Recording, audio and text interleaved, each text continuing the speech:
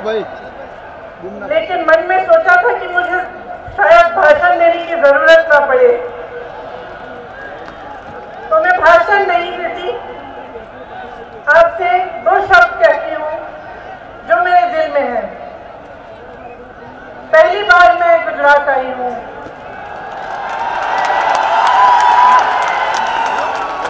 और पहली बार साबरमती के उस आश्रम में गई जहां से महात्मा गांधी जी ने इस देश की आजादी का संघर्ष शुरू किया था। और मैं बता नहीं सकती आपको कि वहां उन पेड़ों के नीचे बैठे हुए भजन सुनते हुए मेरे दिल में क्या भावना जागी। ऐसे लगा कि आंसू आने वाले हैं, क्योंकि मैंने उन देशभक्तों के बारे में सोचा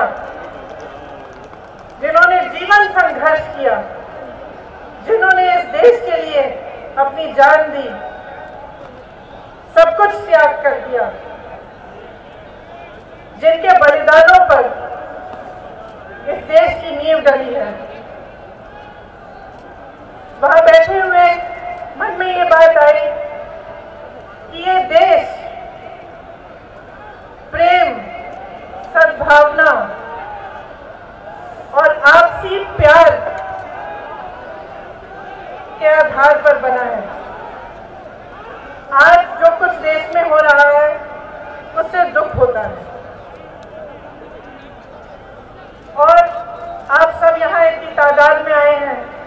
मैं दिल से आपको कहना चाहती हूँ कि इससे बड़ी कोई देशभक्ति नहीं है कि आप जागरूक बने। आपकी जागरूकता एक हथियार है, आपका वोट एक हथियार है, लेकिन ये एक ऐसा हथियार है जिससे किसी को चोट नहीं पहुंचानी, किसी का दुख नहीं करना, किसी का नुकसान नहीं पहुंचाना। ये एक ऐसा हथियार है जो आपको मजबूत बनाएगा। आपको बहुत गहराई से सोचना पड़ेगा कि ये चुनाव क्या है, इसमें आप क्या चुनने जा रहे हैं। आप अपना भविष्य चुनने जा रहे हैं। फिजूल के मुद्दे नहीं उठने चाहिए। जो मुद्दे उठने चाहिए वो ये होने चाहिए कि आपके लिए सबसे महत्वपूर्ण क्या है, आप आगे कैसे बढ़ेंगे, नौजवानों को रोजगार कैसे मिलेगा, महिलाएं सुरक्षित कैसे महसूस करेंगी अपने आप को, आगे कैसे बढ़ेंगी, किसानों के लिए क्या किया जाएगा। ये चुनावी मुद्दे हैं और आपकी जागरूकता ही इन मुद्दों को आगे ला सकती है। तो मैं आपसे आग्रह करना चाहती हूं कि सोच समझ के इस बार आप निर्णय लें। जो आपके सामने बड़ी बड़ी बातें करते हैं, बड़े बड़े वादे करते हैं, उनसे पूछिए जो 2 करोड़ रोजगार उन्होंने आपको, जिनका उन्होंने आपको वचन दिया था, वो रोजगार कहाँ है। उनसे पूछिए कि जो 15 लाख आपके खाते में आने थे, वो 15 लाख कहाँ गए। जिन महिलाओं की सुरक्षा की बात करते थे, उन महिलाओं को किसने पूछा है 5 सालों में। सही सवाल करिए इस चुनाव में। आगे आने वाले 2 महीनों में आपके सामने तमाम मुद्दे उछाले जाएंगे। आपकी जागरूकता ही इस देश को बनाएगी। ये आपकी जिम्मेदारी है। आपकी देशभक्ति इसी में प्रकट होनी चाहिए। तो यहाँ पे जहां से हमारी आजादी की लड़ाई शुरू हुई थी, जहां से गांधी जी ने प्रेम की आवाज उठाई थी, सद्भावना की आवाज उठाई थी, अहिंसा की आवाज उठाई थी, मैं सोचती हूँ यहीं से आवाज उठनी चाहिए। जो अपनी फितरत की बात करते हैं आपके सामने, आप उन्हें बताइए कि इस देश की फितरत क्या है।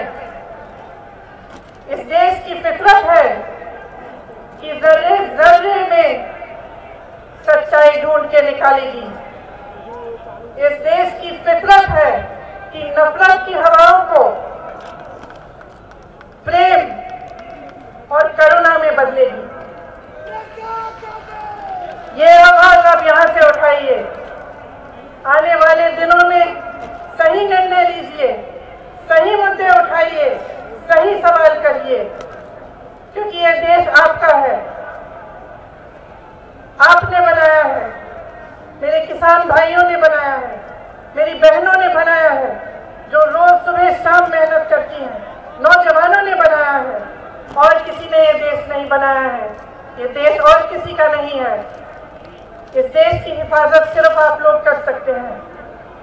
आप एक एक जना जो यहाँ बैठा है, इस जिम्मेदारी को समझिए। आगे जैसे परेश जी ने कहा, आजादी की लड़ाई से कोई कम नहीं है। हमारी संस्थाएं नष्ट की जा रही हैं। जहां देखिए वहां नफरत फैलाई जा रही है,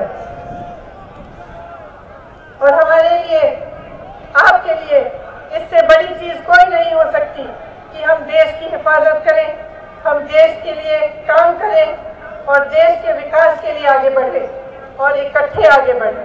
मैं आप सबको बहुत बहुत धन्यवाद देना चाहती हूँ कि आपने मेरा यहाँ स्वागत किया और मुझे यहाँ बोलने का